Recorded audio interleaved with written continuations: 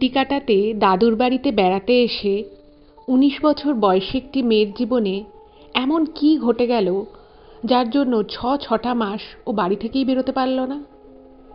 এবং এই ঘটনাটা যখন আমি প্রথম পড়লাম, আমার নিজেরও কিন্তু খুব খারাপ লেগেছিল বিষয়টা শুনে।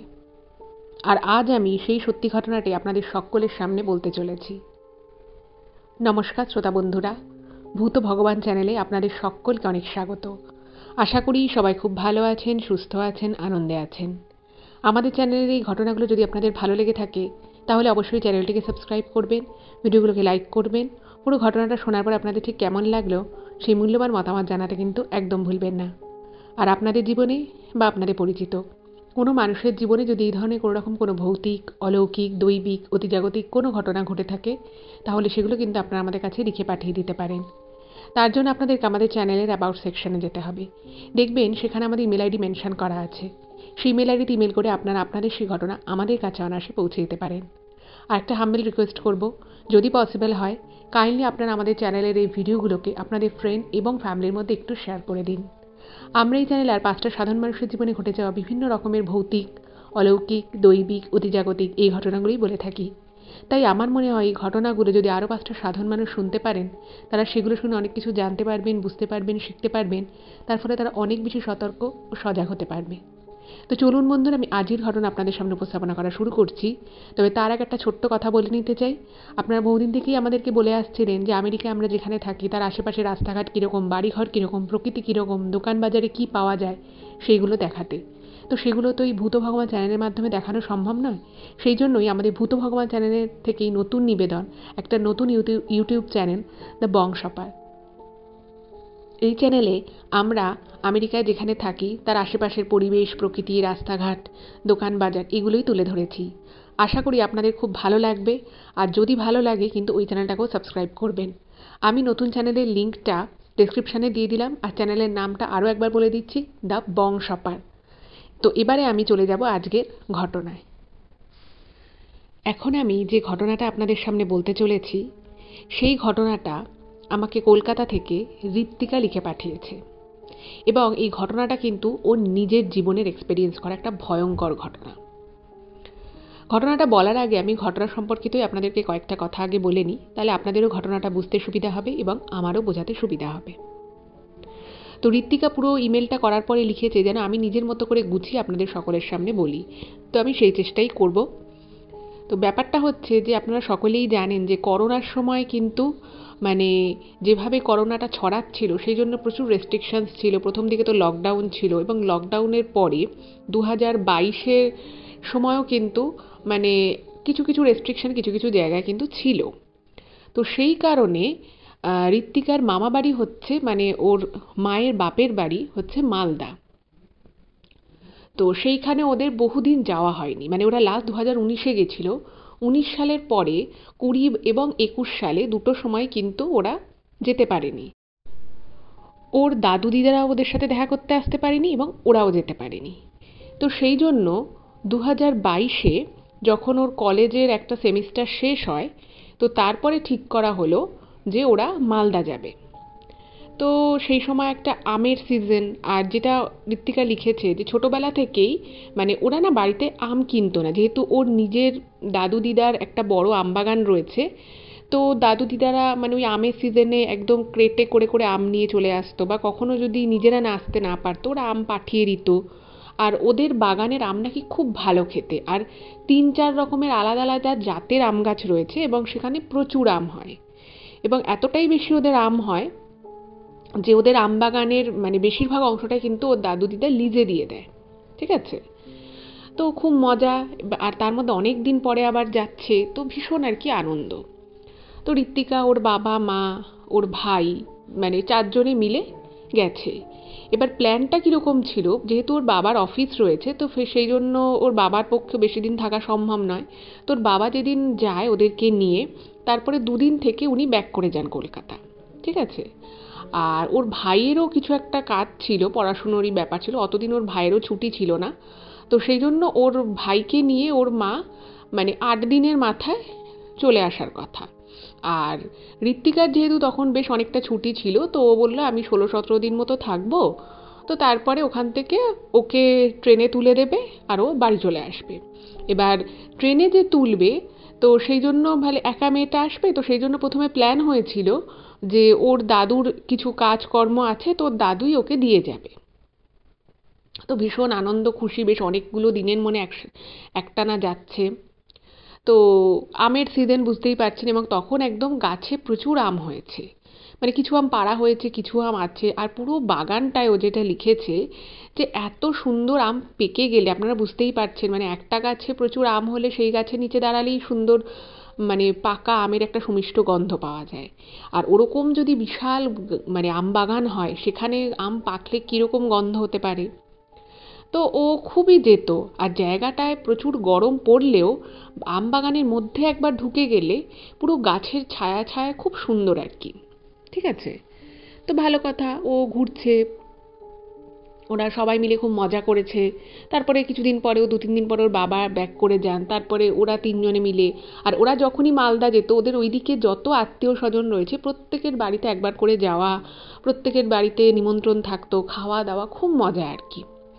আর ঋত্বিকার সব থেকে বেশি ভালো লাগতো দাদু দিদার সাথে সময় কাটানো, এবং তার সাথে ওই আম বাগান ওর ভীষণ পছন্দের। তো যাই হতো, তো সকালবেলা লোক আসতো, যে গাছগুলো লিজে ছিল, তো তারা নিজেদের মতো আম পেড়ে নিয়ে চলে যেত। এবারে ওর মানে দাদু দিদার যে বাড়িটা মালদাতে, তার ঠিক পাশেই আর একটা বাড়ি ছিল। তো সেই বাড়িতে একটি মেয়ে ছিল, মানে সেই মেয়েটি হচ্ছে ওরই বয়সী, ঋত্বিকারই বয়সী, মানে হয়তো 1-2 বছরের ছোট বড় ম্যাক্সিমাম হতে পারে। তো দুজনের মধ্যে না খুব বন্ধুত্ব ছিল। ঠিক আছে, তো ওর ওর সাথে মানে যখনই আর কি মালদা যাওয়া হতো, ওর সাথে খুব গল্প করা, ওর সাথে ঘোরাফেরা, খুব মজা করতো। তো এবারে একদিন ব্যাপার যেটা হলো সেটা হচ্ছে যে যেইখানটায় ওদের মানে ওদের যেখানটা বাড়ি, বাড়ির থেকে কিন্তু ওই 3-4 মিনিটের হাঁটা পথে আমবাগানটা, মানে বাড়ির সাথে কিন্তু লাগোয়া নয়। আর ওই যে জায়গাটায় আমবাগান রয়েছে, আপনারা যারা মালদা থেকে শুনছেন তারা তো জানবেনই। তো সেই জায়গায় না মানে অনেক অনেক আমবাগান আছে, সেটা মাত্র মানে একজন মালিকের নয়, বেশ 3-4 জন মালিকের হয়তো গাছ রয়েছে। এবার বাগানে বাগানে ঘুরতে ঘুরতে বেশ ভালোই লাগে। তো ও কি করেছে, ঋত্বিকা কি করেছে, তো ওর যে বান্ধবী ছিল, তো সেই বান্ধবীকে নিয়ে মাঝে মধ্যেই ঘুরতো, আরও আমবাগানে যেত। আর সবাই যেহেতু ওর দাদুকে চিনতো, দাদুর নাম বললে সবাই খুব মানে ওকে ভালোবাসতো, যেহেতু চেনা পরিচিত অনেক পুরনো লোক। তো ঘুরছে, এবার ঘুরতে ঘুরতে একটা অন্য আমবাগানে ওরা গেছে, এই ঋত্বিকাও গেছে আর ওর সাথে ওর যে বান্ধবী। তো বান্ধবীর আসল নামটাও বলতে বারণ করেছে, কারণ ও যখন বলেছে যে আমি ঘটনাটা এরকম ভূত ভগবান চ্যানেলে বলবো, তো তখন ওর বান্ধবী বলেছে হ্যাঁ তুই ঘটনাটা বল, কিন্তু তুই আমার নামটা, আসল নামটা বলিস না। তো ওর ডাক নাম হচ্ছে মনা। ঠিক আছে, তো আমি ওকে মনা বলেই সম্বোধন করছি। তো ঋত্বিকা আর মনা দুজনে মিলে একটা অন্য আমবাগানে গেছে। তো যেহেতু দুজনকেই লোকে চেনে, আর এই মনাদেরও কিন্তু আমবাগান রয়েছে, সেটা অন্যদিকে অনেকটা দূরে আর কি। তো এবারে ঘুরছে ঘুরছে, তো ঘুরতে ঘুরতে যখন একটা অন্য আমবাগানের দিকে ঋত্বিকা গেছে, তো তখন মনা বলছে কি ওখানটা না যাস না। তো তখন বলছে যে কেন যাব না কেন, তখন বলছে না আর এই জায়গাটা খুব একটা ভালো না, আর তোরা তো 2 বছর ছিলি না, 2 বছর এখানে অনেক কিছু চেঞ্জ হয়ে গেছে। এখানে বলছে যে এখানে একটা আমবাগান আছে, ওর মালিকানা চেঞ্জ হয়েছে, মানে যাদের ছিল তারা আর কি অনেক পুরনো লোক, তো তারা বেচে দিয়েছে অন্য একজনকে। বলছে যে তারা অতটা আমাদেরকে তো চেনে না, ফলে আমরা যদি ঢুকি হয়তো কেউ কিছু বলে দিতে পারে যে কেন ঢুকেছে, আর যেহেতু এখন গাছে গাছে আম রয়েছে প্রচুর। তো তখন বলছে তো তাতে কি হয়েছে, চ না একটু। তো মনা বলছে না না ছাড় না, আমাদের এত তো আছে, তো ওখানে যেতে হবে না। তো ভালো কথা, চলে এসছে, আর যায়নি। তো এর পরের দিন মানে এবারে আমি যে সময়টার কথা বলছি, সেই সময়টায় কিন্তু ওর মা ওর ভাইকে নিয়ে চলে গেছে। তখন ওই দাদু দিদার বাড়িতে একমাত্র এই ঋত্বিকা রয়েছে। আর মানে ঋত্বিকা যেটা ইমেলে লিখেছে যে মানে কলেজের পরীক্ষা হয়ে গেছে আর প্রচণ্ড স্ট্রেস গেছে, তো আবার বাবা মা কেউই নেই, আর দাদু দিদা খুব ভালো। তো ও বলছে যে আমি একদম মানে ফুল ফ্লেজেড মস্তি করছি, মানে খুব আনন্দ করছি, যা ইচ্ছে দিদা কাজের লোককে দিয়ে রান্না করিয়ে দিচ্ছে, যতক্ষণ ইচ্ছে ঘুরছি, আম খাচ্ছি, মানে দারুণ মজা করছি। মানে তখন প্রায় ওর আর 4-5 দিন আছে, মানে 4-5 দিন পরে ও এবার বেরিয়ে যাবে। তো ভাবছে যে না, এসছি আবার পরের বছর যদি সময় না হয়, কারণ এরপরে ওর ফাইনাল ইয়ার আসবে, তারপরে মানে ওর অনেক প্রস্তুতি রয়েছে। তো ভাবলো যে না, আজকে আমি বেশ অনেকটা ঘুরবো। তো তো মনাকে বলে রেখেছে যে আমরা বিকেলবেলা বেরোবো। তো বিকেলবেলা ওরা বেরিয়েছে। বেরিয়ে যেতে যেতে ওরা দেখতে পাচ্ছে যে একটা আমবাগান, সেই আমবাগানে না মানে ওরা যেহেতু নিজেদের আমবাগান রয়েছে এবং অনেকগুলো জায়গা ওরা ঘুরেছে, ফলে ওরা না মানে দেখছে যে একটা আমবাগান ওরা দেখছে, কিন্তু সেই বাগানের গাছগুলো না একটু মানে অন্যরকম টাইপের। মানে বাকি গাছে যেমন প্রচুর প্রচুর ফল রয়েছে, বা কিছু কিছু গাছে হয়তো ফল আছে কিন্তু কম। মানে হয় না এক একটা গাছে পুরো এক এক বছর খুব ভরে ফল হয়, আবার হয়তো দেখা যায় যে পরের বছর সেই গাছে অতটা ফলন হয়নি। এরকম এগুলো তো ন্যাচারাল ব্যাপার, তো সেটা হয়ই।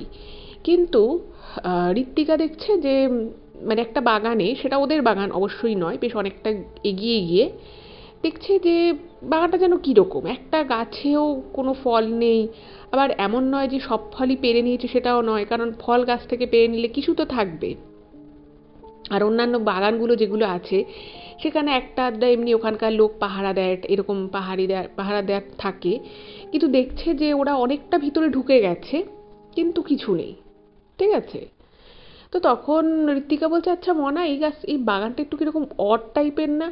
প্রত্যেকটা গাছে এত এত আম হয়ে রয়েছে, কিন্তু এই গাছটায় দেখ কীরকম, কোনো আম নেই, কিচ্ছু নেই। মানে ওটা ন্যাড়া ন্যাড়া টাইপের বাগানটা। তো তখন না মানে ওরও মনে হলো, মানে মনারও তখন মনে হলো যে হ্যাঁ একটু কীরকম, এরকম বাজে বাগান তো দেখিনি, আর বাগানে তো কোনো লোকও নেই। মানে অন্যান্য সময় এক থেকে দুজন, কোনো কোনো বড় বড় বাগানে 3-4জনও পাহারা দেয়। তো বলছে যে আমার না জায়গাটা কিরকম একটা লাগছে, চল এখানটা যাবো না। এবং তখন প্রায় সন্ধে হয়ে আসছে। তো ঋত্বিকার তো খুব মজাও, বলছে না না চল না একটু গিয়ে দেখি। আর ওদের ওখানে মানে ওই মালদার ওখানে মানে বেশ কিছু রাস্তা, মানে মেন রাস্তার দিকে ও যেটা লিখেছে কিছু দোকান আছে। ঠিক আছে, সেই দোকানে খুব ভালো ভালো ফাস্ট ফুড পাওয়া যায়। আর যেহেতু ওখানে ছিল, আর ওর দাদু দিদা ওকে খুব ভালোবাসতো, তো ওকে মানে ও যদি বলতো যে আমি দুটো মনাকে নিয়ে বেরোচ্ছি, একটুখানি হাতে পয়সা দাও, তো ওকে 300-400 টাকা দিয়ে দিত এরকম, যে ঠিক আছে তোরা বাইরে বেরোচ্ছিস, কিছু যদি খাওয়া দাওয়া করিস, কিছু যদি কিনতে পছন্দ হয়। তো তখন মনা বলছে কি যে চ চ চ, আর এখানে আর যেতে হবে না, আমরা অনেকটা ভিতরে ঢুকে এসেছি, এবার আমরা মেন রোডের দিকে যাই। তো বলছে যে মানে মেন রোডের দিকে যাবো, সেখান থেকে আমরা টোটো করে, যেখানে আর কি বেশ ভালো খাওয়া দাওয়ার পাওয়া যায়, ওদের ওখান থেকে একটু দূরে একটা মোড় রয়েছে, সে বলছে যে চল মোড়ের মাথায় যাই টোটো ধরে, এখানে তো টোটো পাবো না। তো যে এবার যেটা ঋত্বিকা মেসেজে মানে ইমেলটায় লিখেছে, সেটা খুব, এবার আমি যেগুলো বলছি সেটা খুব মন দিয়ে শুনবেন, কারণ এইখানে একটা টুইস্ট আছে। ঘটনা হচ্ছে যে ওইখানে ও মানে ও যেটা লিখেছে যে ওর ফেসবুকের ও খুব ছবি দিতে পছন্দ করে, মানে এইরকমভাবে এসছে যে ফেসবুকে হয়তো একটা লাইভ করলো, করে হয়তো খুব ভালো একটা গাছ লাগছে, প্রচুর ফলন হয়েছে, এগুলো দেখানো, এগুলো সব কিছু করতো। তো যাই হোক, তো ও একটা দুটো ছবি তোলে যে মানে এত ফলন হয়েছে, অথচ এই সিজনে এই বাগানের যে কটা গাছ আর কি ওরা দেখতে পাচ্ছে, মোটামুটি ওদের চোখের সামনে আর কি রয়েছে, দেখছে একটা গাছেও কোনো রকম কোনো ফল নেই। হুম। তো ওখানে দু একটা ছবি তোলে, এবং মনা ওকে বারবারই বলে যে আমার না জায়গাটা একদম ভালো লাগছে না, চো, এরকম করে বলছে। তো বলতে বলতে ওকে টেনে নিয়েছে, টেনে নিয়ে ওরা যাচ্ছে। তো মোটামুটি যখন ওখানটা থেকে অনেকটা চলে এসেছে, তখন না মানে হঠাৎ করেই ঋত্বিকার মনে হলো, মানে ও তখন ফিল করতে পারলো যে ও একটা স্লিং ব্যাগ মতো নিয়েছিল, তো মানে ফোনটাও ওই ব্যাগেই রাখতো, কিন্তু ও ব্যাগে হাত দিয়ে দেখছে ওর ব্যাগে ফোনটা নেই। ঠিক আছে, এবার ফোন কোথায় গেল? তো খুঁজছে, আশেপাশে দেখছে, মনাকে বলেছে, মনাও খুঁজছে, কিন্তু ফোন আর পাওয়া যাচ্ছে না, মানে ঋত্বিকার ফোনটা আর খুঁজেই পাওয়া যাচ্ছে না। এবার কি করবে, মহা মুশকিল। তো তখন হঠাৎ করেই ঋত্বিকা বলছে, আচ্ছা আমি না ভিতরে যখন ছিলাম একটা ঝাপ করে আওয়াজ হয়েছিল, মনে হয় আমি ব্যাগে রাখতে গিয়ে ফোনটা হয়তো আমি ভাবলাম ব্যাগে রেখেছি, কিন্তু আমি হয়তো ব্যাগ অবধি ফোনটা রাখিনি, একটা তখন আওয়াজ হয়েছিল, তো ওটা ভিতরে, বলছে নিশ্চয়ই আমার ফোনটা ভিতরে পড়ে গেছে। তো মনা বলছে কি তাড়াতাড়ি তাহলে চ, পা চালিয়ে চ তাড়াতাড়ি, কারণ আমবাগানের ভিতরে তো অন্ধকার, কিছুই নেই, আর যে মোটামুটি সন্ধে হয়ে আসছে, কিন্তু তখনও মোটামুটি ভালোই আলো রয়েছে, এমন নয় যে খুব অন্ধকার হয়ে গেছে। তো তখন না মানে ও বলছে যে মানে মনা বলছে যে মানে তোর ফোনটা পেলে হয়, আর তুই যখন একটা আওয়াজ পেলি তখন তুই তাকাসনি? বলছে না আমি জানিস তো গাছটার দিকে এমন করে চেয়েছিলাম, কিন্তু ও বলছে যে না আমার ফোনটা ঢোকার সময়ও আমার কাছে ছিল, আমি ওখানে ছবি তুলেছি, ফলে ফোনটা যদি পড়ে গিয়ে থাকে তাহলে এই যে রাস্তা অবধি আমরা এসছি, এখান থেকে ওই যে আমবাগানের যে ভিতর অবধি আমরা গেছি এইটুকু রাস্তার মধ্যে আমার ফোনটা পড়েছে, আর ওখানে আশেপাশে কোনো লোক ছিল না, ফলে পিক পকেট হয়েছে সেটা বলা যাবে না। তো তখন মনা বলল যে ঠিক আছে, তাহলে তুই বরং যা। এবার ব্যাপারটা, এবার আমবাগানটা কীরকম ছিল সেটা একটুখানি আপনাদেরকে বলি। আমবাগানের ভিতরে কিন্তু কোনো সে অর্থে লাইটও নেই, আর কোনো পাহারা ওরা দেখেনি, কিন্তু আমবাগানটা ঢোকার মুখে একটা মানে কি বলবো, একটা ইটের পাঁচিল মতো ছিল, কিন্তু সেটা খোলা, একটা গেট সিস্টেম রয়েছে, বাট গেটটা খোলা।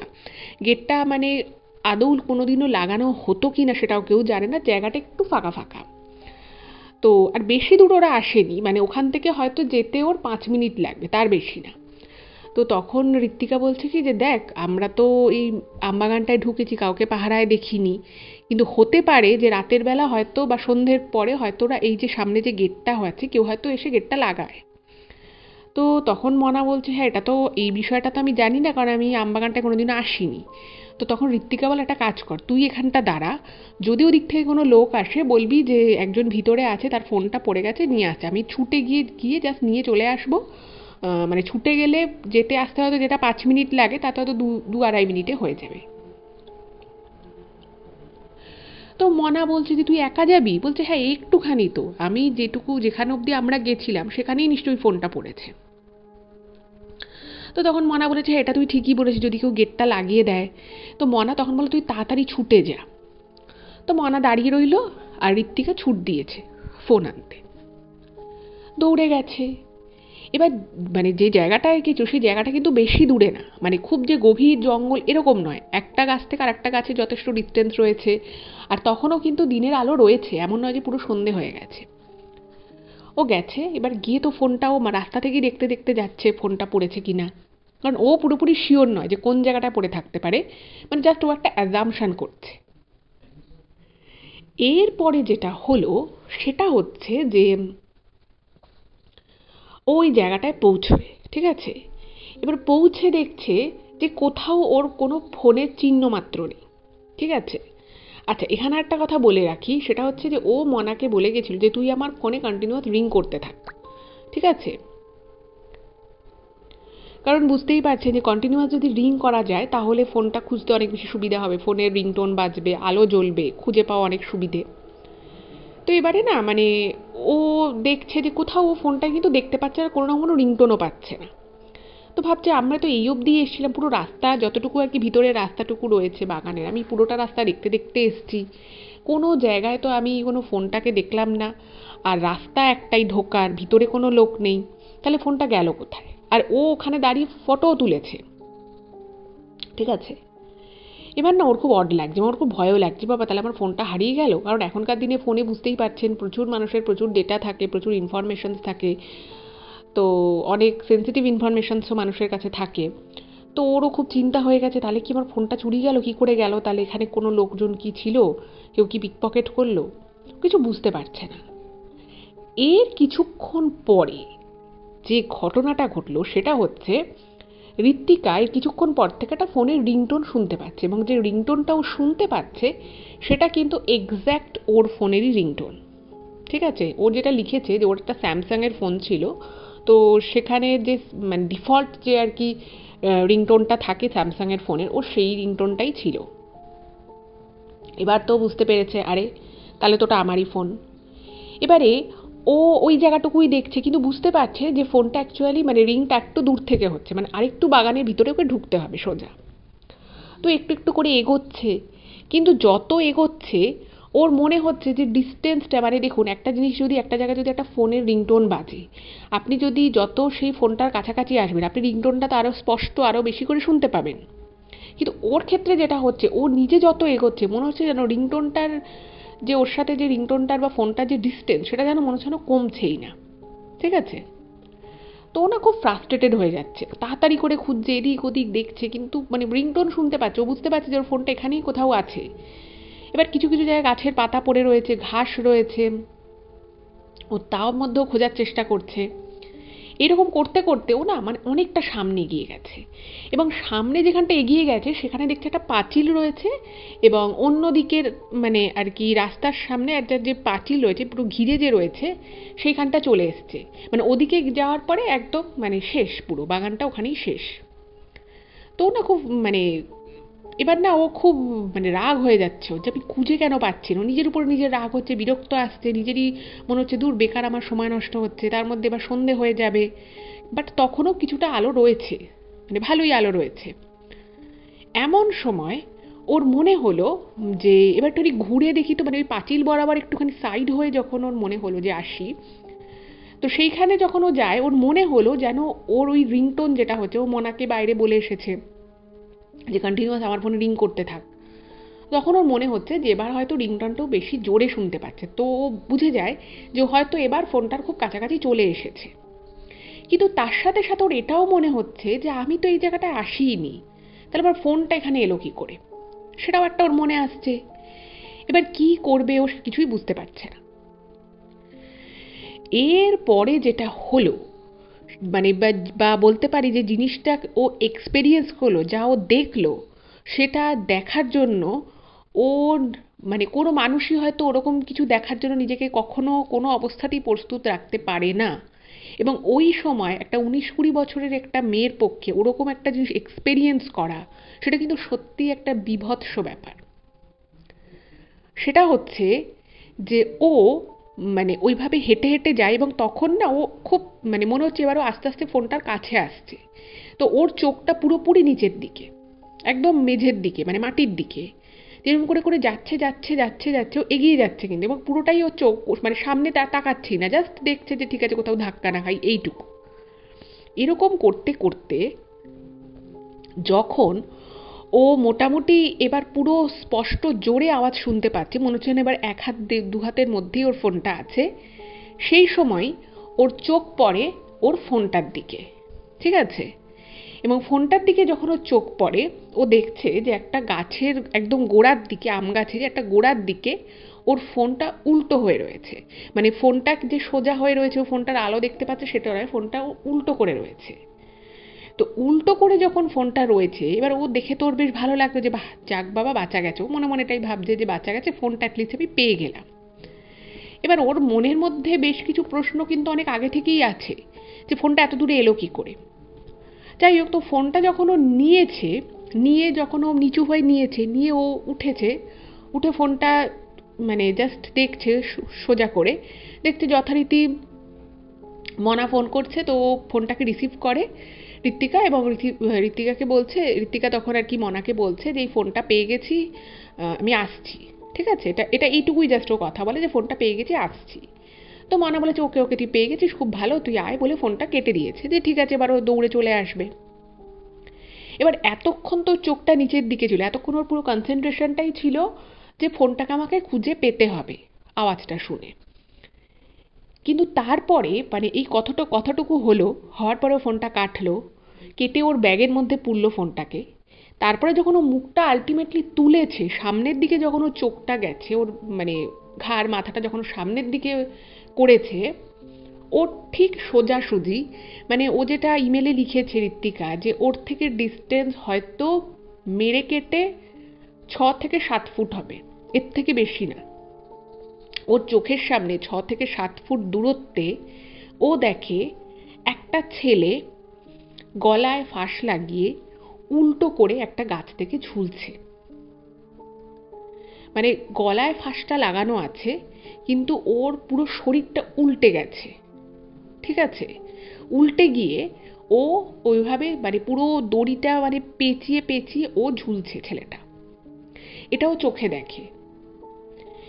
এই জিনিসটা যখন ও চোখে দেখে, তো ও না মানে একটা মুহূর্তের জন্য, যেটা ঋত্বিকা লিখেছে ইমেলে, যে একটা মুহূর্তের জন্য ও মানে ও ভাবছে, ও যেটা লিখেছে যে আমার আশপাশটা না পুরো অন্ধকার হয়ে গেল, মানে আমি ওকে দেখলাম, দেখার পরে আমি কোথায় রয়েছি, আশপাশের রাস্তা দিয়ে গাড়ি ঘোড়া যাচ্ছে, একটা দুটো ভিতরের রাস্তা হলো, একটা দুটো তো সাইকেল বাইক তো চলে, সেইটা বা আমার আশেপাশে দিন না রাত সমস্তটা পুরো ব্ল্যাক আউট হয়ে গেল।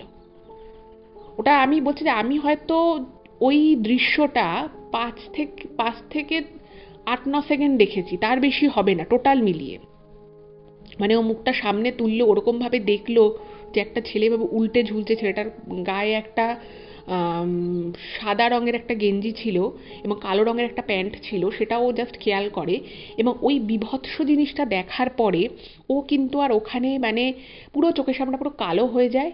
এবং এটুকু ওর মনে হচ্ছে ও একটা খুব জোর চিৎকার করে, কিন্তু সেই চিৎকারটা আদৌ ওর গলা থেকে বেরিয়েছিল কিনা সেটাও ও জানে না, এবং সেটা অন্য কেউ শুনতে পেয়েছে কিনা সেটাও ও জানে না।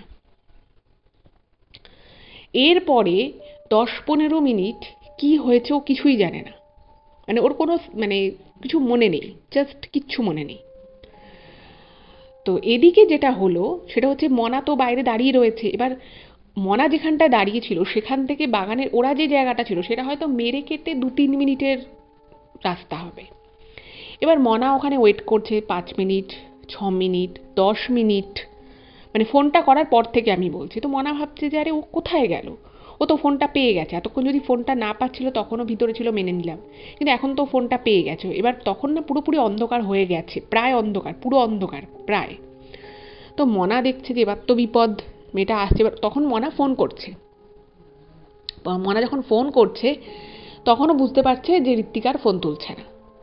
তো ওর না কোথাও একটা ডাউট হয় যে এত সন্ধ্যে কোনো বিপদ আপদে পড়লো না তো, কারণ অনেক সময় এরকম হয়তো দেখা যায় না, হয়তো পিছনের দিকে কোনো পাহারাদার বা কোনো নিরাপত্তারক্ষী হয়তো থাকে, ওরা তো মানে একদম ভিতর অবধি তখন ঢোকেনি। তো মনা ভাবছে যে আরে ওকে কোনো ওখানে কোনো পাহারাদার ছিল, সে হয়তো ওকে কিছু জিজ্ঞাসা করছে, বা কোনো নিরাপত্তারক্ষী ওখানে কোনো কোনো বিপদ আপদ হলো, ওকে কোনো বাজে লোকের পাল্লায় পড়লো। তো এই সমস্ত নানা চিন্তাভাবনা ওর মনে হতে থাকে। তো সেইখানে ও ভাবছে যে আমি তাহলে একা যাব, আমি এই অন্ধকারে কি করে একা যাব। তো ও তখন 10-15 মিনিট আরও মানে ওয়েট করার পরে ও যখন দেখছে কিচ্ছু হচ্ছে না, তো তখন ও ওই আশেপাশেই একটা লোককে বলে যে আমার বান্ধবী এরকম কলকাতা থেকে ও ঘুরতে এসছে, ওর দাদু এই অমুক জায়গা ওদের বাড়ি, তো আমরা একটুখানি ঘুরতে এসেছিলাম, তো এরকম অন্ধকার হয়ে গেছে, ওকে ফোন করছি ও ফোন তুলছে না, আমার খুব চিন্তা হচ্ছে। তো তখন লোকটা বলছে কি বলছো তোমরা, তোমরা এই বাগানে ঘুরতে এসেছিলে? বলছে হ্যাঁ আমরা এই বাগানে এসেছিলাম। বলছে চলো চলো চলো, এই বাগানটায় তো সেরকম কেউ আসে ঠাসে না বলে না, মানে ওই লোকটা আরও 2-1টা লোককে ডেকেছে, ডেকে ওই 2-3টে লোক তার তার সাথে এই মনা সবাই মিলে এবার ঢুকেছে বাগানে। বাগানে ঢুকেছে আর এদিকে মনা কন্টিনিউয়াস ফোন করতে থাকছে। এবার ওর মানে ওর যে দিদা দাদু তারাও আবার মনাকে ফোন করেছে যে কী রে তোরা কোথায় আছিস, আমি ঋত্বিকাকে ফোন করলাম ও তো ফোন তুললো না। তো মনা কিছু বলতেও পারছে না, বলছে হ্যাঁ আমরা আসছি একটু গল্প আড্ডা করছি, মানে কি বলবে আর কি, ও কিছু বুঝতে পারছে না। তো ওরা সবাই মিলে গেছে ভিতরে, ভালো কথা গেছে, গিয়ে ওকে খুঁজছে। মনা জোরে জোরে চিৎকার করে ঋত্বিকা ঋত্বিকা বলে ডাকছে, কিন্তু কোথাও কোনো সাড়া নাড়া পাচ্ছে না। তো মনা মানে স্বাভাবিকভাবেই প্রচণ্ড ভয় পেয়ে গেছে যে কী হলো মেয়েটার। তো তারপরে আলটিমেটলি ওকে ওই যে জায়গাটায় ও আর কি অজ্ঞান হয়ে পড়ে গেছিল সেখান থেকেই কিন্তু ওকে উদ্ধার করা হয়। তো যাই হোক, তো কোনো রকমে ধরে বেঁধে ওকে বাগানের বাইরে এনেছে, এনে মানে পাশে একজনের বাড়ি ছিল, তো তার বাড়ির যে বারান্দা ছিল সেই বারান্দায় ওকে বসিয়েছে। বসিয়ে ওকে চোখে মুখে জল ঠল দিয়েছে। তো দেওয়ার সাথে সাথেই ওর মানে মোটামুটি ওকে যখন ওই তুলেছে তখনই ওর কিছুটা জ্ঞান চলে এসেছিল। তো তারপরে ও একটু যখন শরীরটা ওর ঠিকঠাক হলো, তো ওকে সবাই জিজ্ঞেস করছে যে তুমি ওখানে তোমরা গেছিলে কেন। হুম। তো তার আগে এগুলো মনাকে প্রশ্ন করেছে, তো মনা বলেছে আমরা এমনি জাস্ট গেছিলাম। কিন্তু মানে এটা কেউ বুঝতে পারছে না যে ওর কি হলো হঠাৎ করে, মানে ওখানে অজ্ঞানটা হলো কি করে। তো তখন না মানে এটুকু মনা বুঝতে পেরেছিল যে ওখানে আশেপাশের যে লোকটাকে আর কি ও বলেছিল, আরও যে দুজন মতো গেছিল, তারা প্রত্যেকেই ওদেরকে একটা কথাই বলেছে যে তোমরা এই বাগানে কেন এসেছিলে, এই বাগানটায় তো কেউ আসে না, তোমরা এই বাগানে ফট করে ঢুকতে গেলে কেন। তো তখন বলছে যে না গেট তো খোলা ছিল। তো তখন না মানে নিজেদের মধ্যে আর কি লোকগুলো নাকি বলা বলি করে যে আরে গেটটা তো বন্ধ থাকা, যে গেটটা কি করে খোলা ছিল। এবার মানে যাদের বাগান আর কি, যাদের আর কি আন্ডারে, তো তাদের মানে চেনে আর কি লোকটাকে, যাদের আর কি বাগান, কিন্তু তারা লোকাল নয়, মানে খুব কাছাকাছি থাকে তা নয়, মানে কিন্তু লোকটাকে সবাই চেনে। বলছে যে আরে অমুকের বাগান তো এটা, ওকে একবার বলতে হবে, ও কেন হঠাৎ করে বাগানটা খুলে রেখে গেল, এতদিন তো আমরা সবই দেখতাম যে বাগানটা বন্ধ থাকতো। আর যেটা ঋত্বিকা লিখেছে যে বাগানটার ওখানে কিন্তু পুরো পাঁচিল দিয়ে, মানে একদম কংক্রিটের পাঁচিল, মানে এমনি জাস্ট কাঠের ফেন্সিং ওরকম কিন্তু কিছু না, একদম মানে ঢালাই করা একদম পাঁচিল রয়েছে, একটা বড় লোহার গেট রয়েছে, কিন্তু গেটটা খোলা ছিল, পুরোপুরি খোলা ছিল। যাই হোক, তো লোকগুলো মানে একটুখানি ওকে জল ঠল ছেটালো, ওকে একটু চা দিল দুজনকেই। তো একটা জিনিস বুঝতে পারছি, মানে মানে মনা মনে মনে বুঝতে পারছে যে ঋত্বিকা খুব ভয় পেয়েছে। তো লোকগুলো ওখানে আশেপাশের যারা লোকজন ছিল, তো তারা বলছে যে কী হয়েছে। তো তখন না মানে ঋত্বিকা ভাবছে যে ওর বাবা মা এখানে নেই, ও দাদু দিদার সাথে আছে, আর 2-4 দিন পরে ও চলে যাবে। তো এই মুহূর্তে ও যদি এখন এখানে সবাইকে সমস্ত কথা বলে যে ও কী দেখেছে, তাহলে হয়তো বিষয়টা খুব বাড়াবাড়ি পর্যায়ে চলে যাবে। তো বলছে না, আসলে আমার শরীরটা একটু খারাপ করছিল, অনেকক্ষণ কিছু খাইনি, তো সেই জন্য আমি একটু অজ্ঞান হয়ে গেছিলাম। ব্যাস, মানে খুব আর কি লাইটলি ব্যাপারটাকেও দেখায়। তো ওখানে ওখানে যারা ছিল তো তারা বলছে যে না না, তুমি একটুখানি বলো তোমার বাড়ি কোথায়, আমরা তোমাকে গাড়ি করে পৌঁছে দিচ্ছি। তো তখন মানে ঋত্বিকার শরীর খুব খারাপ লাগছে, বাট তবুও নিজেকে অনেকটা সামলে নেয়, মানে জাস্ট যাতে অন্য লোক বুঝতে না পারে। ও মনাকে বলে চল চল চল আমরা বাড়ি চলে যাই। তো যাই হোক, তো ওখান থেকে বিশেষ মানে আর কোনো কথাবার্তা না বলে ওখান থেকে মানে এক কথায় জোর করে বলে যে ঠিক আছে আমরা মনের মাথায় চলে যাচ্ছি, ওখান থেকে আমরা টোটো ধরে বাড়ি চলে যাব। তো মনাকে নিয়ে কি করে, ঋত্বিকা চলে আসে। এবার আমি আপনাদেরকে বলেছিলাম যে ঋত্বিকার বাড়ি আর মনাদের, মানে ঋত্বিকার আর কি দাদু দিদার বাড়ি আর মনার বাড়ি কিন্তু পাশাপাশি। তো ঋত্বিকা বলছে তুই না আমার কাছে একটুক্ষণ থাক, তুই এখনই বাড়ি যাস না।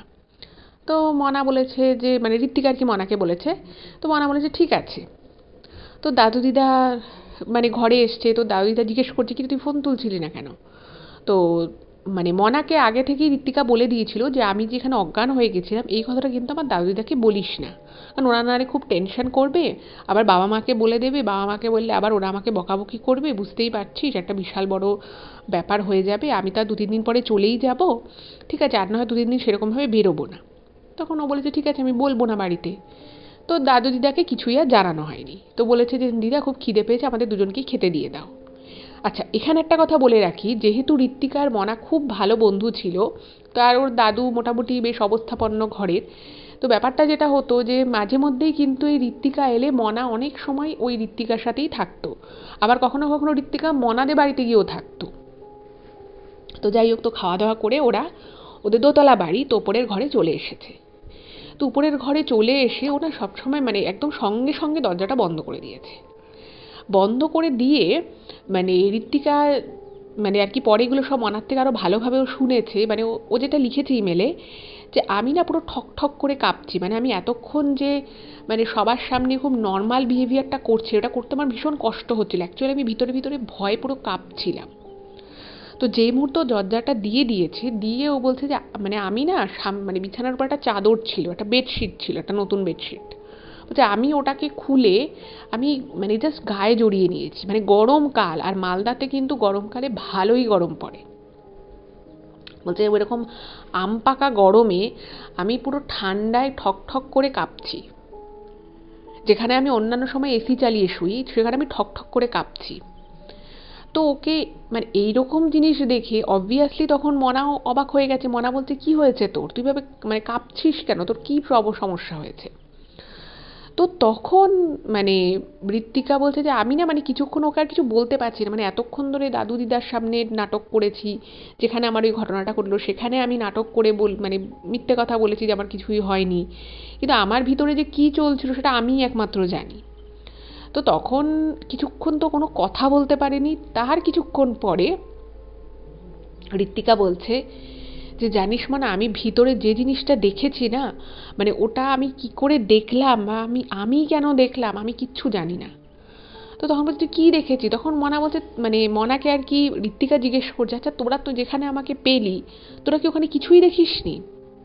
তখন বলছে না কিছু দেখিনি, তুই পড়েছিলি আর যেরকম আমবাগান হয় গাছ দেখেছি আর কি দেখবো।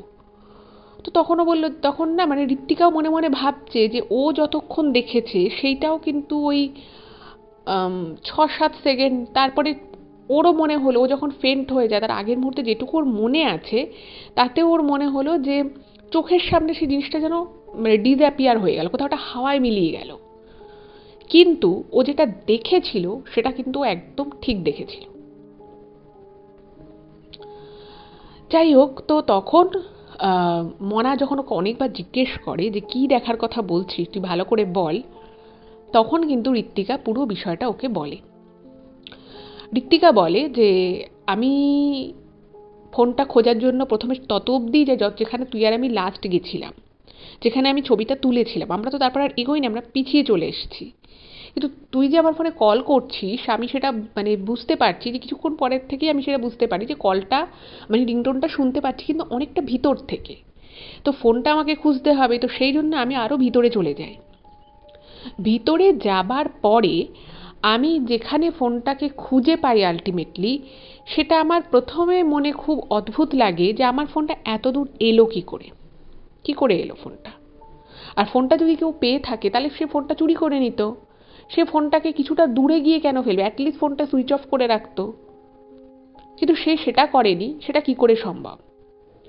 বলছে যে আমি এই চিন্তা ভাবনাটা জাস্ট করছে, তারপরে ভাবলাম যে ঠিক আছে কোনোভাবে হয়তো ফোনটা ভিতরের দিকে চলে এসছে।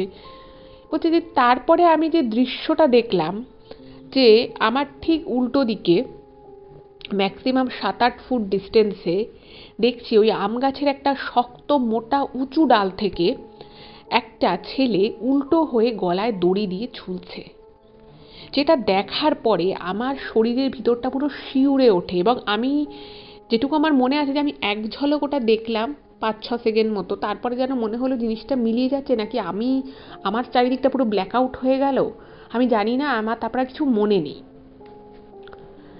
এটা শুনে মনা না খুব অবাক হয়ে যায় যে তুই কী বলছিস সেগুলো, আমরা তো তোকে যেখান থেকে মানে তুই যেখানে অজ্ঞান হয়ে পড়েছিলি সেখানে আশেপাশে এরকম কিছু দেখি না, আর আমরা ওখানে আমি ছাড়াও আরও 3টে লোক ছিল, বলছে কেউই কিছু দেখলাম না। তো তখন না মানে দুজনে মিলে খুব মানে আর কি অবাক হয়ে যায় পুরো বিষয়, যখন আলোচনা করে ওরা একে অপরের সাথে এই বিষয়টা নিয়ে। মনা ওকে বারবার জিজ্ঞেস করে যে তুই তুই যেটা দেখেছিস বোঝ, এটা এটা কী করে সময়, এটা তো হয় না, তুই ভুল দেখেছিস, তোর হয়তো কোনো কিছু তোর হ্যালুসিনেশন করেছিস।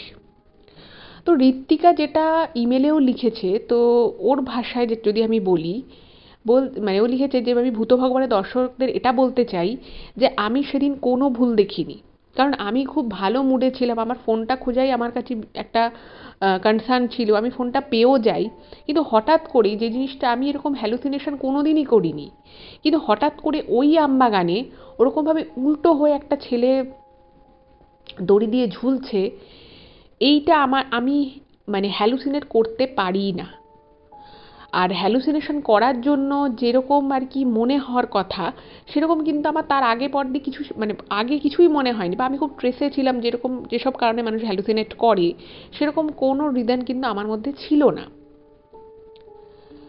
আর ওই যে জিনিসটা মানে ও বলছে যে এখানে একটা কিছু রহস্য তো নিশ্চয়ই আছে, আর নিশ্চয়ই ওই জায়গাটার মধ্যেও কিছু একটা সমস্যা আছে, না হলে এই ভরা আমের সিজনে বাগানে প্রত্যেকটা গাছেই কম বেশি করে ফল রয়েছে, একমাত্র ওই বাগানেই কোনো গাছে কোনো ফল নেই।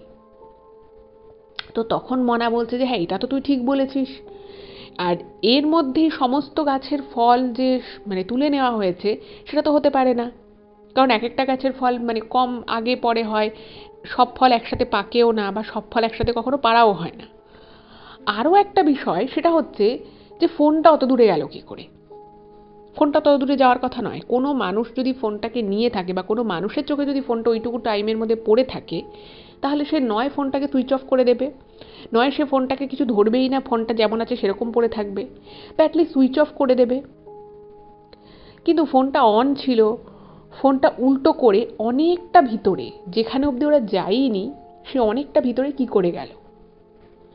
এবং ওই যে লোকগুলো আশেপাশের যারা স্থানীয় যে লোক ছিল যাদেরকেও বলেছিল মনা যেটু ভিতরের সাথে যাওয়ার জন্য, তারা প্রত্যেকেই একটা কথা বলেছে যে আপনারা এই বাগানে কেন, এই বাগানে তো এটা তো বন্ধ থাকে। তো দেখুন বাগান বন্ধ থাকতে পারে, হয়তো যে মালিক সে কাজ করছে না, কিন্তু গাছে তো ন্যাচারালি মানে মুকুল আসবে, আম হবে, এটাই তো স্বাভাবিক।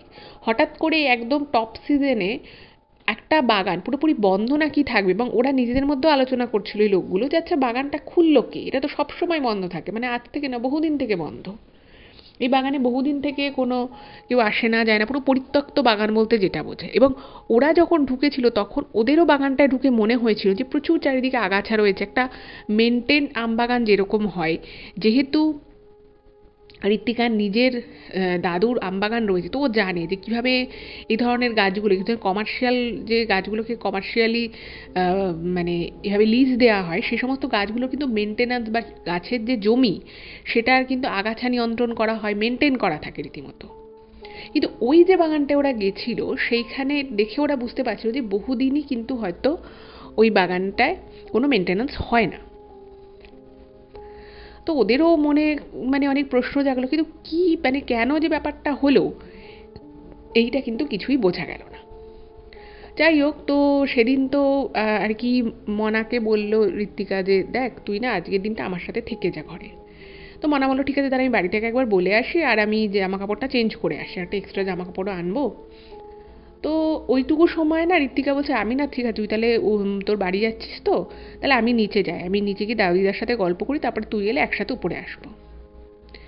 আচ্ছা, এইখানে একটা কথা বলি, সেটা হচ্ছে ঋত্বিকা কিন্তু মানে একা ঘরেই থাকতো, মানে ও দাদুদিদার বাড়িতে যখন আসতো একা ঘরেই থাকতো, কিন্তু সেদিনটা ও ভয় পায়। ও বলে যে না, আমি যা জিনিস দেখেছি আমার মানে কেমনটা আমি চোখ বন্ধ করলেই মনে হচ্ছে যেন আমি ওই জিনিসটা দেখতে পাচ্ছি, তো আমি এখন একা ঘরে থাকবো না, আমি নিত্য দাদুদিদার কাছে যাচ্ছি। তো মনা নিচে ও পাশে ওর বাড়িতে চলে যায়, জামা কাপড়টা চেঞ্জ করার একটা এক্সট্রা সেট নিয়ে আসে। তো বসে আছে ও দাদিদার সাথে টুকটাক কথাবার্তা বলছে। তো মানে ওর দাদু এবং দিদা দুজনেই ঋত্বিকাকে দেখে বলছে কি যাচ্ছে তোর কি হয়েছে, তোর কি মানে মনার সাথে কোনো রাগারাগি হয়েছে, কিছু ব্যাপার নিয়ে কি কিছু হয়েছে, তোকে এরকম লাগছে কেন, তোকে দেখে মনে হচ্ছে তুই দুঃখ পেয়েছিস, কীরকম একটা লাগছে তোকে দেখে।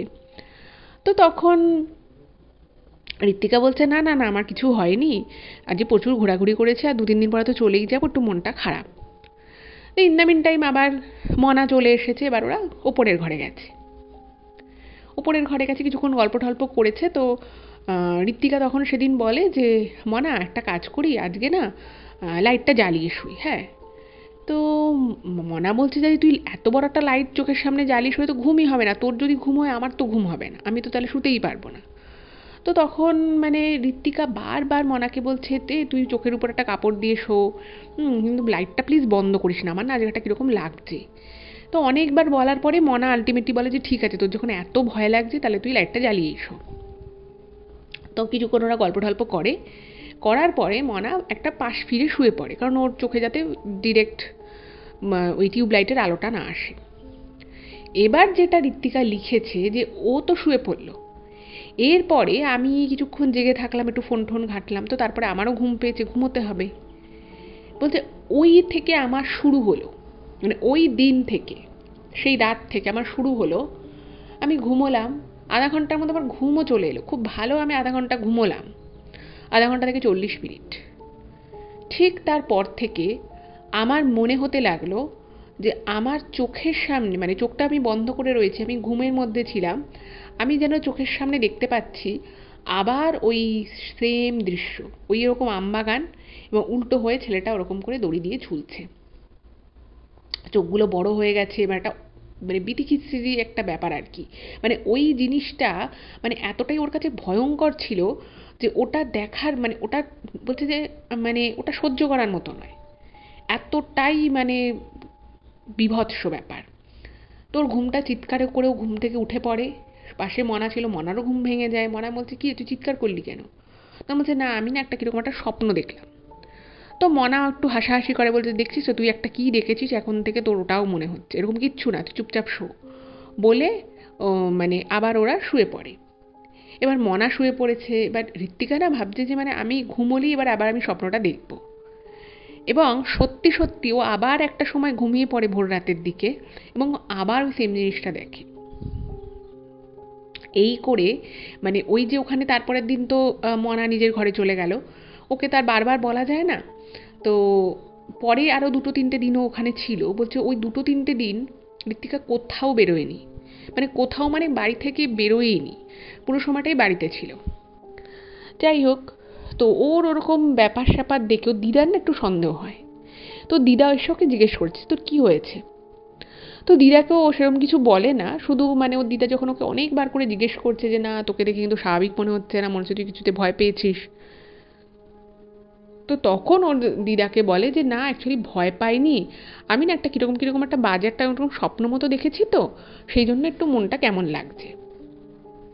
তো বাড়ি থেকে ভেবেছে যে ওর দিদা দাদু ভেবেছে যে অনেক দিন ধরে বাবা মাকে দেখছে না, তো বাবা মা ভাইয়ের সাথে যে থাকে সে হঠাৎ করে এভাবে বেশ মানে 10 দিন মতো ও ছিল এভাবে, আট আট 7-8 দিন মতো ওর মানে মাও তার আগে চলে গেছে। তো তখন ভাবলো যে ঠিক আছে বাড়ি গেলে হয়তো ঠিক হয়ে যাবে। তো নির্দিষ্ট যেদিন ওদের আসার ছিল ওর দাদু ট্রেনে করে ওকে বাড়িতে দিয়ে যায়, এবং ওর দাদুর এখানে কিছু কাজ ছিল কলকাতায়, তো মানে ওকে দিয়েছে, বাড়িতে দিয়ে গেছে।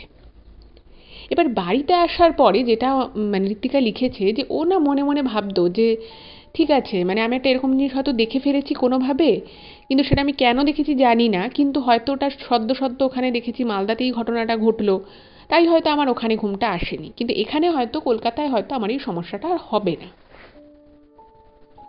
এটাও চিন্তা করেছিল। কিন্তু মানুষ যা চিন্তা করে, মানুষ যা ভাবনা করে সেটাই যে সবসময় সত্যি হয় তা তো নয়। এবং সেম জিনিসটা কিন্তু ঋত্বিকার ক্ষেত্রে হলো। ঋত্বিকার ক্ষেত্রে যেটা হলো সেটা হচ্ছে যে ও ভেবেছিল যে কলকাতায় এসে হয়তো এই সমস্যাগুলো হবে না, কিন্তু কার্যক্ষেত্রে দেখা গেল যে ওর কলেজ খুলে গেল, কলেজটাও করতো, কিন্তু সব সময় মানে কলেজ যেটা ও লিখেছে ঋত্বিকা, যে কলেজে ক্লাস চলাকালীন ট্রেনে বাসেও যাচ্ছে সেই সময় প্রত্যেকটা মুহূর্তে ওর কেন জানি না মনে হতো যে কিছু একটা ওর পিছনে রয়েছে, মানে ও তাকে দেখতে পাচ্ছে না, ওর ওর কাছে কোনো মানে সে তার কোনো ডেফিনেশন নেই যে সে পুরুষ না সে মহিলা বা কিছু, বাট সবসময় মনে হতো যে কেউ একজন ওকে দেখছে, সেটা জনবহুল জায়গাতেও মনে হতো, একা থাকলে তো মনে হতোই। আর একটা যেটা সব থেকে বড় সমস্যা সেদিন রাত থেকে যে শুরু হলো সেটা হচ্ছে যে ওই ঘুম না আসা, মানে যখন ও জেগে থাকছে চোখটা বন্ধ করে থাকছে সেটা ঠিক আছে, কিন্তু যেই মুহূর্তে যেই মুহূর্তে ওর ঘুম চলে আসছে সেই মুহূর্তেই কিন্তু ও দেখছে চোখের সামনে ওরকম যে আমবাগানের মধ্যে যে দৃশ্য দেখেছিল সেই দৃশ্যটা ওর চোখের সামনে, ওই বীভৎস দৃশ্যটা ওর চোখের সামনে আসছে, আর স্বাভাবিকভাবেই ও প্রচণ্ড ভয়ে ঘুমটা ভেঙে যাচ্ছে। এবার কলকাতার ওর যে বাড়ি ছিল সেখানে ওর নিজের একটা ঘর রয়েছে, ওর স্টাডি রুম রয়েছে এবং সেখানেই একটা সিঙ্গেল বেড ছিল, তো সেখানেই ও শুতো।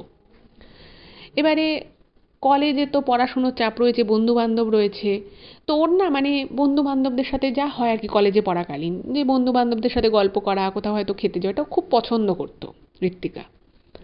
কিন্তু ঘটনা যেটা ঘটলো যে ওই বিষয়টার পর থেকে, মালদা থেকে ফেরার পর থেকে ও শুধু কলেজ যেত, ক্লাসটুকু করতো, বাড়ি চলে আসতো, কোনো বন্ধু বান্ধবদের সাথে এদিক ওদিক ঘুরতে যাওয়া, কোনো শপিংয়ে যাওয়া কিচ্ছুও করতো না, মানে ওর বন্ধুরা ওকে জিজ্ঞেস করতো তোর কী হয়েছে, এবার কাকে কি বলবে, মানে এই ব্যাপারটা না ও কাউকে কিছু বলতো না, ও বাড়িতেও কাউকে বলেনি। এবার এইভাবে আস্তে আস্তে যেতে যেতে একটা মানুষের যদি দীর্ঘদিন ঠিকমতো ঘুম না হয়, ঠিক আছে, প্রচণ্ড ভয়ে ভয়ে যদি থাকে, তাহলে আস্তে আস্তে চোখের তলায় মানে কালো হয়ে যাবে, ডার্ক সার্কেল পড়বে, শরীর ভালো লাগবে না।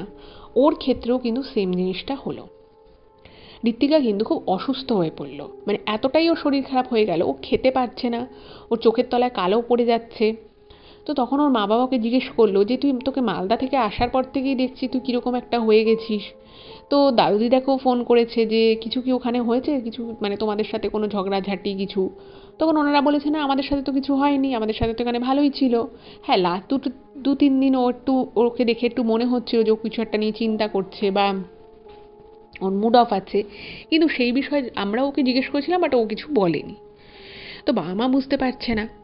এবং আর একটা যেটা হলো সেটা হচ্ছে যে ও কোনোভাবেই ঘরে একা থাকতে চাইতো না, মানে রাতের বেলা হয়তো ওর মানে ওর ঘরের পাশ দিয়ে যাচ্ছে তো এটুকু দেখতে পেতো যে লাইট জ্বলছে, বাট ও ঘুমোচ্ছে বা শুয়ে আছে কিছু একটা, মানে হঠাৎ করে মেয়ে লাইট জ্বালিয়ে শোয়া আরম্ভ করলো, একা থাকতে চাইছেন, ওর মাকে বলছে তুমি আমার সাথে শো। তো তখন ওর মা বাবা দুজনেই ওকে একদম খুব ভালো করে জিজ্ঞেস করলো যে তোর কী হয়েছে বল। তখন ও কিন্তু আর মানে চেপে রাখতে পারে, তখন ওর শরীর রীতিমতো খারাপ হয়ে গেছে, ও তখন মানে একটা পুরো ভীত সন্ত্রস্ত হয়ে গেছে। মানে ঘটনাটা হচ্ছে আমি 1 মাস পরের কথা বলছি, ওই একটা মাসে ও মানে পুরো শেষ হয়ে যাওয়ার মতো অবস্থা ওর। বলছে মোর যেটা লিখেছে ঋত্বিকা যে আমি কলেজে পড়ি, মানে কলেজে বিভিন্ন ইভেন্টসে আমি এদিক ওদিক চলে যাই, আমি বিভিন্ন জায়গায়, ও নাচ শিখতো, নাচের ছোটোখাটো প্রোগ্রাম করতো, মানে সমস্ত কিছু থেকে ও নিজেকে গুটিয়ে নিয়েছে। আর সবসময় ওর মনের মধ্যে একটা ভয় কাজ করতো, যে ও ভাবতো যে মানে ও যেটা লিখেছে ইমেলে, মানে এগুলো পড়ে না আমার নিজেরও খুব খারাপ লাগছিল, আপনাদেরও হয়তো খারাপ লাগবে। সেটা হচ্ছে যে আমি না মানে বাথরুমের যে দরজাটা আমি খুলতাম, আমি মানে আগে লাইটটা জ্বালিয়ে নিতাম এবং লাইটটা জ্বালানোর পর আমি সরাসরি তাকাতাম না, আমি কিছুক্ষণ পরে তাকাতাম। কারণ আমার মনে হতো যে আমি যদি এখন এই দরজাটা খুলি বাথরুমের, আমি সেম দৃশ্য দেখবো না তো। মানে উঁচুতে কোনো মানে মানে বুঝতে মানে একটা কোনো লম্বা কোনো কিছু থাকলেই চোখের সামনে, ও ভাবতে চাচ্ছে এখান থেকে ওই ছেলেটা ঝুলবে, এরকম আমি দেখবো না তো, এরকম টাইপের। ঠিক আছে, মানে একটা মানসিক যে মানে রুগীরা যেরকম চিন্তাভাবনা করে, তাদের যেরকম মেন্টাল কন্ডিশন হয়, ও কিন্তু অনেকটা সেরকম হয়ে গেছিল। তো বাধ্য হয়ে একদিন ওর বাবা মায়ের সাথে ওর সমস্তটা ও বলতে বাধ্য হলো। তো ওর বাবা মা যখন এই ঘটনাটা শুনলো, ওর বাবা বলছে যে তুই কেন ওখানে, মানে তুই যে আমবাগানগুলো আমাদের পরিচিত নয়, হ্যাঁ দাদুরা চেনে না, তুই অন্য আমবাগানে কেন গেছিলি? আর ওই আমবাগানে তো যাওয়ার দরকারটাই বা কী ছিল? কেন তোরা ঘুরতে গেছিলি ওখানে? তো এইটা নিয়ে তো বাড়িতে ওকে প্রথমে কিছুক্ষণ বেশ বকাবকি করে, তারপরে এই কথা ওর দাদু দিদার কাছে চলে যায়। ফোন করে ওর মা বলে যে এই ব্যাপার হয়েছে, সে মানে মালদা গেছিলো, তোমরা হয়তো বুঝতে পারোনি, তোমরা যে 2-3 দিন থেকে বলছো যে ওর মুড অফ ছিল, অ্যাকচুয়ালি এই ঘটনা ঘটেছে। ওখানকার কোনো একটা আমবাগানে ওই মনার সাথে গেছিলো এবং সেখানে গিয়ে ওর ফোন হারিয়ে যায় এবং ফোনটা খুঁজতে গিয়ে ও এরকম এরকম জিনিস দেখে। তো ও যখন কথাটা বলে তখন ও পুরো সমস্ত কথা বলে দেয়। ওর বাবা মায়েরও খুব অবাক লেগেছে যে মেয়ে একটা জায়গা অবধি গেছিল, সেখানে একটা জনমনীষী কেউ ছিল না, এবং ওরা ওই পথ দিয়েই তারপরে ঘর মানে রিটার্ন এসছে, এবং আসার পরে যখন ও বুঝতে পারে যে ওর ফোনটা নেই, ওর ফোনটা তাহলে অত দূরে পাওয়া গেল কী করে। তো এই কথাটা যখন শোনে, তো তখন না মানে ওর দাদু যেহেতু এই প্রফেশনেই ছিলেন, ওদেরও যেহেতু আমবাগান আছে, তো তখন বলছে যে আচ্ছা এই এই আমবাগানটার কথা আমি শুনেছি, তো একটা জায়গা বলে, আমি জায়গাটার নাম এখানে ডিসক্লোজ করবো না, ও বারণ করেছে, বলছে অমুক জায়গার ওই আমবাগানটায় কি ওরা গেছিল, একবার জিজ্ঞেস করো তো জায়গাটার নাম কি অমুক। তো ঋত্বিকাকে জিজ্ঞেস করছে, ঋত্বিকা বলছে হ্যাঁ। তো তখন ওর দাদুইদা বলছে কি, মানে বলছে কোন সর্বনাশের কাণ্ড করেছিস তোরা। মানে মনাকে বলছে, মনা আর ওর উদ্দেশ্যে বলছে যে ওই আমবাগানে কেউ যায়, আর ওই আমবাগানটা তো বন্ধ থাকে। তো তখন মনাকেও জিজ্ঞেস করেছে, তারপরে ঋত্বিকা বলছে যে হ্যাঁ ওখানকার আশেপাশের লোকেরা বলছিল বটে যে এই আমবাগানটা তো বন্ধ থাকে, এটা খোলা কী করে থাকলো। তো ওর দাদু বলছে জানিস ওই আমবাগানটা কেন, ওই মানে পুরো আমবাগানটার কোনো গাছে একটা আম হয় না। তখন বলছে যে কেন, কী ঘটনা। তো তখন বলছে যে ওই যে আমবাগানটা রয়েছে, তো সেই আমবাগানটা একটা সময় বাকি আমবাগানগুলোর মতো কিন্তু একদম রমরমিয়ে গাছে, মানে গাছ ভরে ফল হতো, প্রচুর সেটা নিয়ে ব্যবসা হতো, সমস্ত কিছু খুব হতো। এবার দেখুন, এই যে আমের যে ব্যবসাটা হয় সেটা হচ্ছে একজন ওনার থাকে আর কি, যার মানে আর কি গাছ, তো সে ওগুলোকে লিজে দিয়ে দেয়। এবার লিজে দেওয়ার পরে হয়তো অন্য একজন সেটাকে লিজে নিল, পুরো মানে সবকটা গাছ 2-3টে সিজনের জন্য লিজে নিল। এবার লিজে যে নিচ্ছে সে আমগুলোকে হারভেস্ট করে, আমগুলোকে পেরে সে হয়তো কোনো বড় যে যে পাইকারি ডিল করে তাকে হয়তো দেয়। এবার ঘটনা যেটা হয়েছিল যে ওই যে আমবাগানটার যে মালিক ছিল, তো সেই মালিকের কাছে একদিন একজন আসে এবং সে বলে যে এইবারের জন্য সে গাছগুলো লিজ নিতে চায়। তো মানে ওই মালিক বলে যে দেখো আমার তো ধরা বাঁধা লোক আছে, আমার এখনও সে আসেনি, কিন্তু এই 2-3 দিনের মধ্যে সে হয়তো আমার সাথে এসে কথা বলবে, তো আমি তোমাকে কেন দেবো বলো। তো তখন ওই ছেলেটা নিজে থেকেই মানে যা আর কি দাম হয় তার থেকে একটু বেশি দাম দিয়ে কিছু টাকা অ্যাডভান্স করে দেয়, বলে যে না আমি আমি এবারে আম গাছটা আমি মানে আপনার এই বাগানটা আমি লিজে নেব। তো মালিক টাকাটা নিয়ে নেয়, বলে যে ঠিক আছে তাহলে তুমি লিজে নেবে। এবার গাছ ভর্তি ফল হয় সিজনে, সে সে আম পাড়াও হয়। এবার ওই যে ছেলেটি ছিল সে তো আরেকজনকে আমটা বেচবে, তো সে তাকে ওই সমস্ত আম কিন্তু সে একজন পাইকারি ব্যবসাদারকে দিয়ে দেয়। ঠিক আছে, এবার দেখুন মানে প্রত্যেকটা স্টেজে স্টেজে তো আর কি হাত বদল হয়, এবার সেখান থেকেই টাকাটা আসে। সেই পাইকারির থেকে যে টাকাটা উনি পাবে, যে আর কি লিজটা নিয়েছে, সে সেখান থেকে কিছু টাকা আবার মালিককে দেবে, বাকি টাকাটা তো তার লাভের টাকা। এবার ঘটনা হচ্ছে যে যে ছেলেটা আর কি লিজটা নিয়েছিল সে তো অলরেডি কিছু টাকা অ্যাডভান্স পে করে দিয়েছিল, যে মালিক। এবারে যে পাইকারি যাকে বেচেছিল সেই লোকটা অ্যাকচুয়ালি ফ্রড ছিল। সে কি করেছে, সে আগে ভাগে সমস্ত আম নিয়ে সে ভুয়ো ঠিকানা, ভুয়ো সমস্ত কিছু দেয় এবং তাকে সে বলে যে আমি আপনার ব্যাংকে টাকা পাঠিয়ে দিয়েছি। তো লোকটা খুব খুশি, সে আমও পুরো দিয়ে দিয়েছে, বলছে আপনার হয়তো ব্যাংকে 2-3 দিন লাগবে টাকাটা ঢুকতে। বেশ একটা বড় টাকার অ্যামাউন্ট।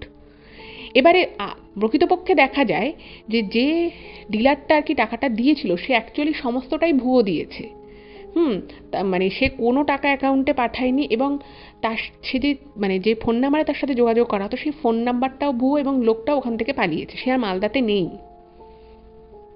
এবার তার আরও অনেক জায়গায় প্রচুর ধার দেনা ছিল এবং সেই ধার দেনা করেই ওই মালিককে টাকাটা অ্যাডভান্স করেছিল। তো এই সমস্ত চাপে পড়ে ওই লোকটি ওই আমবাগানেই কিন্তু ওই রকমভাবে নিজের জীবনটা দিয়ে দেয়, ঠিক ওইভাবেই দিয়ে দেয় যেইভাবে এই ঋত্বিকা নিজেকে দেখেছিল, ঠিক আছে। এবং অদ্ভুত বিষয় হচ্ছে যে ওই ঘটনার পরে ওই লোকটার দেহ ওখানে ওভাবে পাওয়া যায় এবং ঠিক তার পরের সিজন থেকে কিন্তু ওই আমবাগানে খুব অদ্ভুত রকমভাবে কোনো গাছে মানে আম হয় না, মানে মুকুল আসে কিন্তু আম কিন্তু আর হয় না, সব মুকুলগুলো ঝরে ঝরে পড়ে যায়। এরকম যখন 2-3 বছর হয় তো তখন ওখানে সবাই বুঝতে পারে এবং ওই আমবাগানে যারা কাজ করতে যেত তাদের সাথে কিন্তু মানে অনেক ধরনের ছোটোখাটো অলৌকিক ঘটনা ঘটতো। মানে অলৌকিক বলার থেকে বলা ভালো যে ভৌতিক ঘটনা ঘটতো। সেটা হচ্ছে ফোন, যেটা ঋত্বিকার ক্ষেত্রে হয়েছিল যে ফোন হঠাৎ হঠাৎ হারিয়ে যেত। ফোন হারিয়ে যাওয়া, হয়তো ওরা জলের বোতলে জল খাচ্ছে কাজ করতে করতে, সেই জলের বোতল উধাও হয়ে গেল, ঠিক আছে, হয়তো অনেক দূরে পাওয়া গেল। তারপরে হঠাৎ করেই মানে হোঁচট খেয়ে পড়ে যাওয়া, কোনোখানে কিছু নেই, কেউ হয়তো কোনো কর্মচারী ওই বাগানের মধ্যে হাঁটাচলা করছে, তার হঠাৎ করে ফিল করলো যে তার পাটাকেও পিছন থেকে চেপে ধরেছে। তো এইরকম যখন ঘটনা ঘটে তো মানে বিভিন্ন এরকম ঘটনা ঘটার পর থেকে ওই আমবাগানটা বন্ধ করে দেওয়া হয়। তো সেদিন কেন যে খোলা ছিল সেটা কেউ জানে না, মালিকের সাথে যোগাযোগ করা হয়, মালিক বলে যে আমি তো বহুদিন যাই না আর ওভাবে তো খোলা থাকার কথাও নয়, কী করে খুললো, সে প্রশ্নের উত্তর পাওয়া যায় না। কিন্তু আস্তে আস্তে যেটা হলো যে ঋত্বিকার মধ্যে সেই ভয় ব্যাপারটা কিন্তু আস্তে আস্তে ওর মনের মধ্যে বাড়তে থাকলো, ওই স্বপ্ন দেখাটা বাড়তে থাকলো, পুরোপুরি মানে না ঘুমিয়ে মাসের পর মাস কাটিয়েছে যাকে বলে। তো এইরকমভাবে যখন ঘটনা ঘটে তো তখন ওকে বলে যে একজন ঠাকুরমশাই বলে, মানে ওকে বিভিন্ন জায়গায় নিয়ে যাওয়া হয়েছিল, তো তোকে তখন একটা কথাই বলেছিল যে বলছে ওইসব মাদুলি তাবিজ আমি দেবো না। একজন ওকে বলে যে তুমি একটা কাজ করো, তুমি প্রত্যেক দিন নিজে শ্রী বজরংবলীর শ্রী হনুমান চালিসা পাঠ করবে, মা দুর্গার নাম দিনে যতবার পারবে নেবে, ইভেন শোয়ার সময় তো নেবেই, মাথার কাছে মা দুর্গা শ্রী বজরংবলীর ছবি রাখবে এবং পারলে তুমি মন্দিরে মন্দিরে একটু যাও, মানে দক্ষিণেশ্বর মায়ের মন্দিরে গেলে, আদ্যাপীঠ গেলে, কালীঘাটে গেলে, বলছে এই সমস্ত শক্তিপীঠগুলোতে একটু যাও।